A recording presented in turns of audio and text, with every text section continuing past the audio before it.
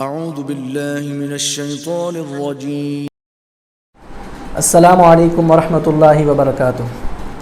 نحمده ونصلی علی رسولہ الکریم، اما بعد فقد قال اللہ تبارک وتعالی فی القرآن المجید، اعوذ باللہ من الشیطان الرجیم، بسم اللہ الرحمن الرحیم، لقد کان لکم فی رسول اللہ اسوۃ حسنہ، صدق اللہ العظیم۔ محترم و مکرم ناظرین و سامعین کرام، اللہ رب العزت نے اپنی قدرت مطلقہ کاملہ سے انسانی جسم کو وجود بخشا اور اس کی فطرت میں خیر و شر کی دو متضاد قوتیں پیدا کر کے اس دنیا میں بھیجا، اور یہ بات بدیہی ہے کہ جس پر بھی خیر کی قوت غالب رہے گی وہ اعمال صالحہ کو انجام دے گا، اچھے کام کرے گا، حقوق اللہ اور حقوق العباد کو ادا کرے گا۔ جب آدمی پر قوت خیر کا غلبہ ہوتا ہے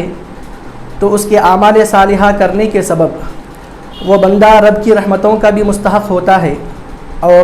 رشک ملائکہ بن جاتا ہے، اور اسی کے برخلاف اگر کسی شخص پر شر کی قوت اگر غالب آتی ہے تو پھر وہ حقوق اللہ اور حقوق العباد کو پامال کر دیتا ہے اور شیطان کا وہ ہم نوا بن جاتا ہے۔ تو معزز ناظرین کرام، خیر کی قوت کو غالب رکھنے کے لیے اور انسان کو چاہے وہ دنیاوی زندگی ہو یا پھر اخروی زندگی ہو، اس منزل مقصود کو پانے کے لیے انسان کو ایک کامیاب نمونہ، ایک مضبوط روحانی لائحہ عمل کی ضرورت ہے، اور یہ بات ہر مسلمان اچھی طریقے سے جانتا ہے کہ وہ کامیاب نمونہ، وہ سکسیسفل آئیڈیل اور مضبوط روحانی لائحہ عمل قرآن اور حدیث کے علاوہ، سنت رسول کے علاوہ کئی اور ہم کو مل نہیں سکتا۔ وجہ اس کی یہ ہے کہ آقا علیہ الصلوۃ والسلام کو اللہ رب العزت نے تمام خیر و بھلائی کا مرکز سرچشمہ بنا کر انسان کی ہدایت کے لیے اس دنیا میں بھیجا۔ اسی لیے ہم دیکھتے ہیں کہ تاریخ میں ہم کو ایسی مثالیں ملتی ہیں کہ جنہوں نے بھی نقش پائے مصطفیٰ صلی اللہ علیہ وسلم کو اپنی آنکھوں کا سرما بنا لیا، ان کی صحت بھی لاجواب رہی، ان کا ظاہر بھی خوب رو رہا اور ان کا باطن بھی روشن و درخشاں رہا۔ اور اس کی بہترین مثالیں صحابہ کرام کی زندگی ہے، ائمہ اسلام کی زندگی ہے،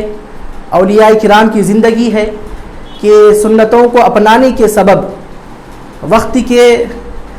تاج اور وقت کے جو ہے سنا بادشاہ، یہ تمام لوگ ان کے سامنے سر نگوں کھڑے رہتے تھے، اور یہ تمام چیزیں ان کی ٹھوکروں میں رہی کرتی تھی۔ تو عزیزان محترم، لیکن اس موجودہ دور میں مشاہدے میں یہ بات آ رہی ہے اور یہ دیکھنے میں آ رہا ہے کہ مسلمان گزرتے وقت کے ساتھ ساتھ اسلام سے، اسلام کی تعلیمات سے اور نبی کریم صلی اللہ علیہ وسلم کی سنتوں سے دور ہوتا چلا جا رہا ہے۔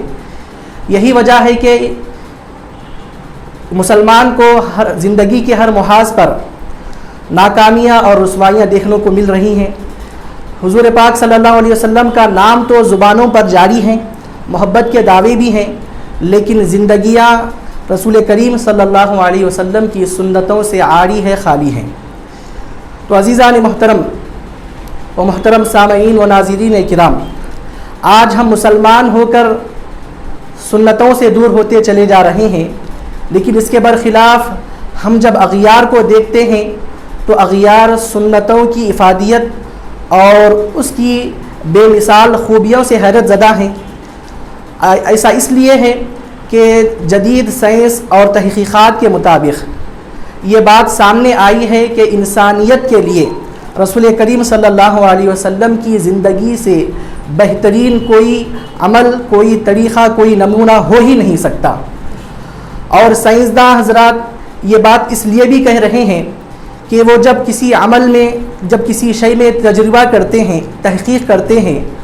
تو ان کے تجربے کا نتیجہ، ان کی تحقیق کا نتیجہ، چاہے وہ نقصان کی شکل میں ہو یا پھر فائدے کی شکل میں ہو،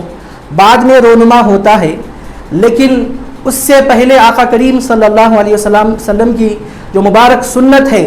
اس چیز کو، اس نتیجے کو ان کی تحقیق سے پہلے ظاہر کر دیتی ہے۔ اسی لیے ہم دیکھتے ہیں کہ سائنسداں یہ کیا ہے، بعض وہ ہیں کہ جو آقا علیہ الصلوۃ والسلام کی سنتوں کی افادیت کو چھپ کر اس کا اعتراف کرتے ہیں، تو کوئی برملا لوگوں کے سامنے اس کا اعتراف کرتے ہیں۔ اور سائنسداں ہم کو یہ کہتے بھی نظر آتے ہیں کہ وضو یہ طہارت حاصل کرنے کا اور مہلک بیماریوں سے بچنے کا، وضو سے بہتر کوئی طہارت حاصل کرنے کا طریقہ نہیں۔ اور اسی طرح نماز کے متعلق سائنسداں یہ کہتے ہیں کہ نماز یہ سب سے بہترین ورزش ہے، اور نماز کے جہاں دنیاوی و اخروی فائدے ہیں اسی طرح اس کے طبی فائدے بھی ہیں۔ اور اسی طرح سائنسداں یہ بھی کہتے ہیں، جدید تحقیقات ان کی گزرتے وقت کے ساتھ ساتھ سامنے آ رہی ہے کہ قرآن پاک کی تلاوت کرنے سے انسان اتنا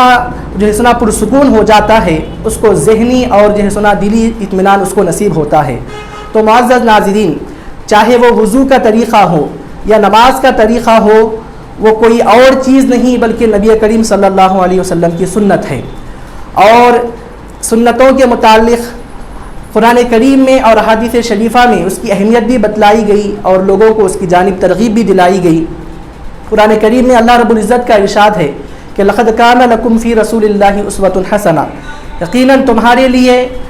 رسول کریم صلی اللہ علیہ وسلم کی زندگی میں بہترین نمونہ ہے۔ وہ خالق کائنات ہو کر لوگوں کو اس بات سے آگاہ کر رہا ہے کہ رسول کریم کی زندگی میں سب سے بہترین نمونہ ہے، تو پھر ہمارے اس جدید معاشرے کو کفار و مشرکین، یہود و نصارہ کے کلچر میں، ان کی تہذیب و تمدن میں کیوں کر خیر جو ہے سنا حاصل ہو سکتا ہے۔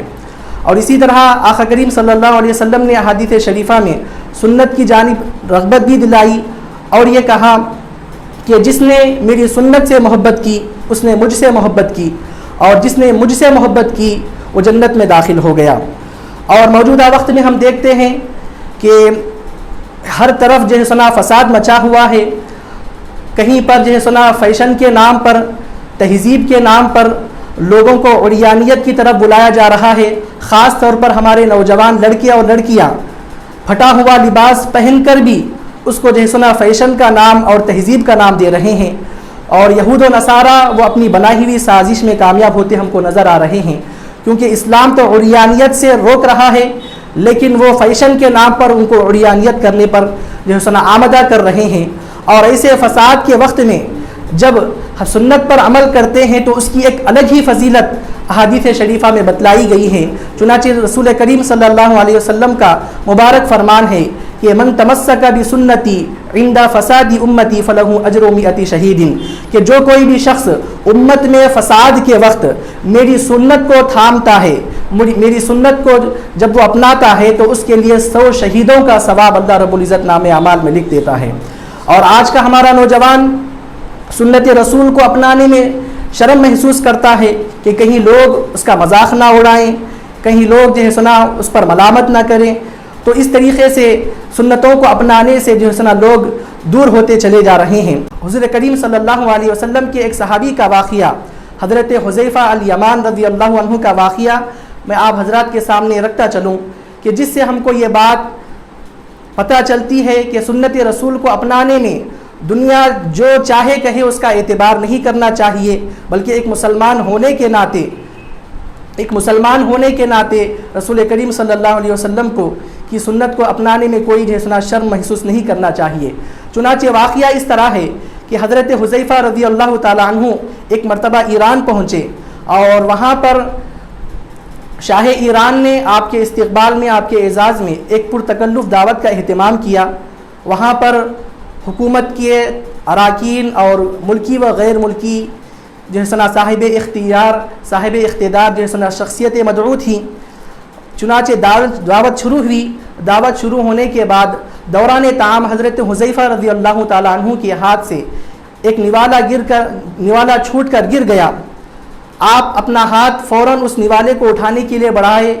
کیونکہ آپ کو یہ ہدایت دی گئی تھی رسول کریم صلی اللہ علیہ وسلم کی طرف سے کہ جب تمہارے ہاتھ سے کوئی نوالا چھوٹ کر گر جائے اور وہ کھانے کے لائق ہو تو تم اس کو اٹھا کر کھا لیا کرو، کیونکہ نہیں معلوم کہ رزق کے کس حصے میں کس دانے میں برکت رکھی ہوئی ہے۔ تو لہذا آپ اس سنت رسول، اس حدیث رسول کے مطابق عمل کرتے ہوئے اپنا ہاتھ آگے بڑھائے، لیکن ان کے بازو میں، ان کے پہلو میں ان کے ساتھی نے ان کو آہستہ سے روکا اور کہا کہ اس طریقے کا عمل نہ کیجئے، کہیں لوگ جو ہے سنا ہمارا مذاق نہ اڑائیں، کہیں لوگوں کی نظر میں جو ہے سنا ہمارا مذاق نہ بن جائے۔ تو اس وقت حضرت حذیفہ رضی اللہ تعالیٰ عنہ نے ایک تاریخی جملہ آپ نے فرمایا کہ ہر وہ شخص کہ جس کے لیے سنت رسول کو اپنانے میں کوئی چیز حائل ہوتی ہے، کوئی چیز مانی بنتی ہے، اس کے لیے یہ جملہ یاد رکھنا بہت زیادہ ضروری ہے کہ آپ فرماتے ہیں کہ اترک سنت رسول اللہ صلی اللہ علیہ وسلم لہؤلاء الحمقاء، کہ کیا میں ان بے وقوفوں کی وجہ سے رسول کریم صلی اللہ علیہ وسلم کی سنت کو چھوڑ دوں؟ یہ جملہ آپ نے فرمایا اور اس نوالے کو اٹھا کر آپ نے تناول فرما لیا۔ تو عزیزان محترم، ناظرین کرام، معلوم کیا ہوا کہ سنت رسول کو کم سمجھنے والا، سنت رسول کو حقیر سمجھنے والا، یہ صحابہ کرام کی نظروں میں احمق ہے، بے وقوف ہے۔ آخر میں اللہ رب العزت کی بارگاہ میں دعا ہے کہ میرے مولا سنت رسول کو اپنانے کی توفیق عطا فرما، آقا کریم صلی اللہ علیہ وسلم کی سنتوں کو زندہ کرنے کی توفیق عطا فرما، وما علینا الا البلاغ۔